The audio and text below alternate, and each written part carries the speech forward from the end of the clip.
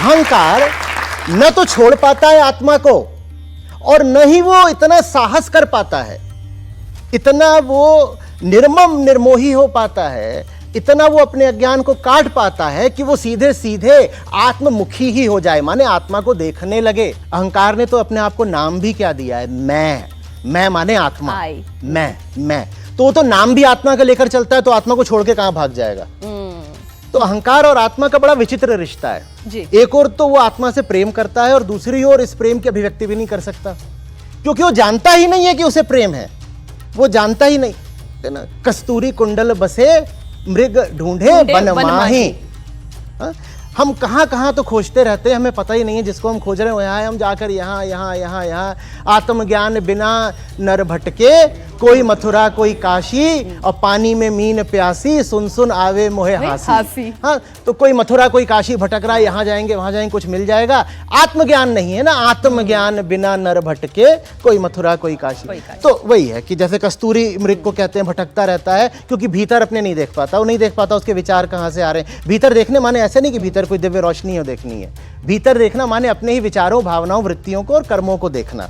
इनको देख लो तो अपने बारे में बहुत बातें समझ में आ जाती हैं, दुख कटना शुरू हो जाता है। मैं फिर आपसे ये पूछूं आचार्य जी कि स्वयं को जानना, स्वयं को समझना या आत्मबोध करना, आत्मा का बोध करना, ये इतना आवश्यक क्यों है? क्यों करे आत्मा का बोध? बहुत बहुत आपने सुंदर और महत्वपूर्ण प्रश्न करा है। समूचे अध्यात्म की शुरुआत दुख की समस्या से होती है। कोई आवश्यकता नहीं है किसी वेद की, किसी संत की, किसी ज्ञानी, किसी ऋषि की, बिल्कुल भी आवश्यकता नहीं है यदि दुख ना हो। दुख है, इसलिए क्या कहते हैं हमारे उपनिषद, आपने शांति पाठ उपनिषदों का आपने शायद उल्लेख भी करा था आरंभ में ही कि ओम शांति शांति शांति। ये 3 बार शांति क्यों कहा जाता है? क्योंकि 3 तरह के ताप होते हैं, तो इन्हीं 3 तापों को काटने के लिए समूचा वेदांत है। और वेदांत नहीं, अध्यात्म ने जहाँ भी अपने आप को अभिव्यक्त करा है पूरी दुनिया में और किसी भी काल में, उद्देश्य एक ही रहा है, दुख को हटाना। अहंकार को आत्मा इसलिए चाहिए क्योंकि वो दुख में है। हम सबको आध्यात्मिक होना पड़ेगा, क्योंकि अध्यात्म अगर नहीं है तो हम दुखी रहेंगे, बेचैन रहेंगे, अपूर्ण रहेंगे। इधर उधर हो सकता है बहुत पाले, रुपया पैसा मिल जाए, संबंध मिल जाए, प्रतिष्ठा मिल जाए, फिर भी भीतर एक खोखलापन रहेगा। इसलिए हमको आत्मा चाहिए। आत्मा इतनी जरूरी है कि इस क्षेत्र का नाम ही है अध्यात्म। अध्यात्म, अधि माने और ज्यादा। हर कोई अपने आप को थोड़ा बहुत जानता है, अपने आप को और जानना यही अध्यात्म है। तुम्हारे आत्मज्ञान ही अध्यात्म है। बाकी सब जो हम करते रहते हैं इधर उधर का, वो ऐसे ही है, वो धर्म का बाहरी हिस्सा है या प्रपंच है, उसका कुछ नहीं है।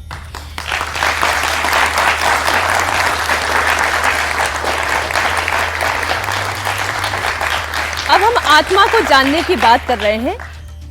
केनोपनिषद से एक और मैंने जो श्लोक उठाया, इसमें लिखा है आत्मानम रथिनम विद्धि शरीरम रथमेवतु, यानी कि ये शरीर एक रथ है, आत्मा इसकी रथी है। और इस आत्मा की भूमिका क्या है?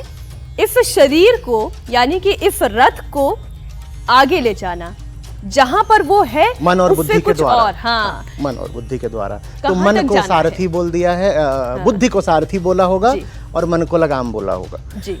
तो ये वो स्थिति है जहां पर साधक को, खोजी को पहुंचना पड़ता है। अल्टीमेट जो हमारा मोटो है वो यही है ना कि अपने आप को जानना। हाँ। और अपने आप को जानकर हम क्या हासिल करेंगे? मोक्ष।